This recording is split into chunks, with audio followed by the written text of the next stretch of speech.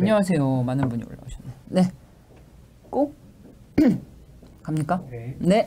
안녕하세요. 11시 50분 청와대입니다. 저는 뉴미디어 비서관실 김선행정관입니다. 점심시간 전 10분의 즐거움, 다양한 청와대 소식으로 함께하는 11시 50분이고요. 오늘은 좀 특별한 순서로 준비를 해봤습니다. 요즘 많은 국민들께서 관심 가져주시는 청와대 홈페이지의 국민청원 다들 한 번씩 들어가 보셨죠?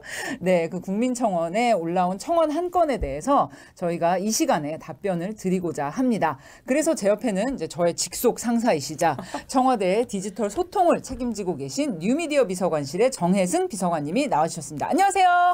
네, 안녕하세요. 안녕하세요. 뉴미디어 비서관 정혜승입니다. 뭐 몇몇 기사에서 보셨겠지만 저희가 비서관님이라고 안 하고요. 마냐라는 애칭으로 부르고 있어요. 마냐. 네, 마냐. 오늘은 근데 그냥 비서관으로 나왔습니다. 이게 나오게 된 배경이 사실 그 청와대 홈페이지에서 진행하는 국민청원에 담당하는 제가 책임자입니다. 책임자로서 오늘 국민청원에 대한 답변을 하고자 이 자리에 나왔습니다. 그렇습니다. 어떤 건이냐면요. 제가 이 청원건 소개를 한번 드리겠습니다. 지난 2월 5일에 이재용 삼성 부회장에 대한 집행유예를 선고한 항소심 판결이 있었어요. 그런데 이 판결에 대해서 굉장히 국민적인 여론이 크게 일어났고 정말 많은 분들께서 청와대 국민청원 홈페이지에 오셔서 청원을 올려주셨습니다. 무려 24만 3천여 분께서 참여를 해주셨고요. 어떤 내용이냐면은 이제 이 재판의 재판장인 정형식 판사에 대해서 특별감사 또 이제 뭐 더 나아가서는 파면까지도 시켜달라 이런 내용의 청원이었습니다. 그래서 저희가 청와대의 이런 각종 전문가들의 검토와 자문을 받아 오늘은 이 이제 청원의 책임자이신 우리 뉴미디어 비서관께서 답변을 하시게 되었습니다. 네, 비서관님, 이 청원이 속도가 굉장히 빠르게 진행이 됐었죠. 현재까지는 가장 단기간에 3일 만에 20만을 넘었고요. 사실 당시 그 판결 이후에 언론 보도 등을 통해서 다양한 쟁점들이 소개가 됐습니다. 그러니까 일반인들의 경우 훨씬 적은 뇌물을 주고도 실형을 선고받은 사례가 있다거나 혹은 재벌에 대한 유전무죄 판결이라는 그런 논란 등이 제기가 됐습니다. 일부 재벌기업 총수들이 1심에서 실형을 받은 다음에 그 2심 항소심에서 징역 3년에 집행유예 5년 이렇게 감경된 사례들이 줄줄이 이어졌다. 뭐 이러면서 이른바 3호 법칙에 대한 비난도 있었습니다. 그러니까 국민들이 청와대에 청원까지 하게 된 배경에는 이 같은 판결들에 대해서 납득할 수 없다라는 여론이 반영됐다는 점 저희도 정부도 인지하고 있습니다. 그렇습니다. 우리 국민청원 페이지 보시면은 이렇게 진행이 되어서 단 3일 만에 정말 무서운 속도로 청원 페이지가 진짜 이렇게 약간 섰다가 갔다가 할 정도로 진행이 됐었고요. 그런데 뭐 국민 감정은 저희도 충분히 인지하고 있지 않습니까? 그런데 비서관님, 청와대가 뭐 삼권 분립이 엄연히 있으니까 재판에 관여하거나 판사 개인에 대해서 어떤 처벌하거나 징계를 하거나 이럴 권한이 사실은 없잖아요. 청와대에 그럴 권한이 없습니다. 그러니까 답변을 위해서 사실 청와대 내부 전문가들의 도움을 받았습니다. 헌법상 권력 분립 원리라고 있습니다. 사법권은 다른 국가 권력으로부터 분리된 독자적인 국가 권력이다. 네. 이렇게 해서 또 헌법 제103조는 법관은 헌법과 법률에 의하여 그 양심에 따라 독립하여 심판한다고 규정을 하고 있습니다. 그러니까 법관이 재판 내용으로 인해서 파면이나 징계 등 인사상의 불이익을 받을 위험이 있다면 외부의 영향력이나 압력에 취약하게 되고 그럴 경우 사법부의 독립이 흔들릴 수 있기 때문입니다. 그렇죠. 따라서 사법권의 독립을 위해서는 자의적인 파면, 불리한 처분 등으로부터 법관을 보호하려는 신분상의 독립이 필수적입니다. 그러면 그렇다고 할지라도 헌법상의 법관에 대한 어떤 처벌 조항이나 이런 것들은 따로 또 있지 않겠습니까? 있습니다. 예. 헌법 제106조 제1항에 법관은 탄핵 결정이나 금고 이상의 형의 선고에 의하지 아니하고는 파면되지 아니하며 징계 처분에 의하지 아니하고는 정직 감봉 또는 불리한 처분을 받지 아니한다라고 규정을 하고 있습니다. 네네. 파면이 가능하려면 직무집행에 있어서 헌법이나 법률을 위반했다라는 사유가 있어야 하고 서로 사유가 인정된다고 하더라도 국회로 넘어가 탄핵소추가 이루어져야 합니다. 아하, 국회로 넘어가서 이제 법관에 대한 탄핵소추가 이루어져야 가능한 것이 이제 법관에 대한 파면인데요.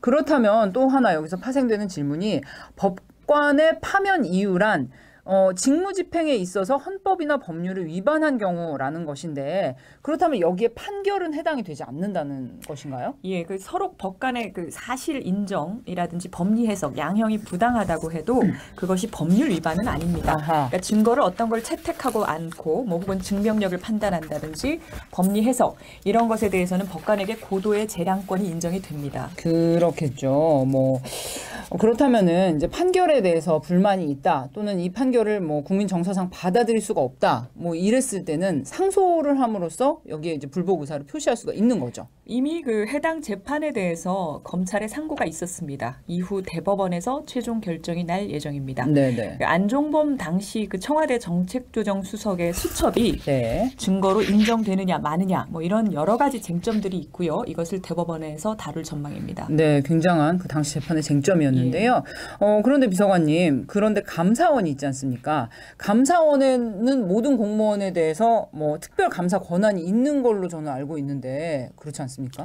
그렇게 저도 알고 있었는데 네. 일단 여기서는 아닙니다. 그러니까 감사원법 제24조 제3항이 네. 따로 규정을 하고 있습니다. 국회나 법원, 그 헌법재판소 소속 공무원들이 감찰 대상에서 제외하는 그런 조항이 있습니다. 그래서 법관의 비의 사실이 있다면 이게 징계는 가능한데 그것은 역시 사법부의 권한입니다. 그러니까 사법부가 독립적으로 모든 권한을 갖고 있기 때문에 이번 청원 내용에 대해서도 저희 청와대는 그 법원 행정제의 같은 내용을 전달할 예정입니다. 네. 몰랐던 사실. 네, 저는 감사원은 다 할 수 있는 줄 알았어요. 굉장히 사법부의 독립이 강하게 보호되고 있습니다. 네, 뭐 깨알같이 여기서도 알게 되는 이 삼권 분립이라든지 네. 이런 원칙에 대한 것들을 엿볼 수가 있겠고요.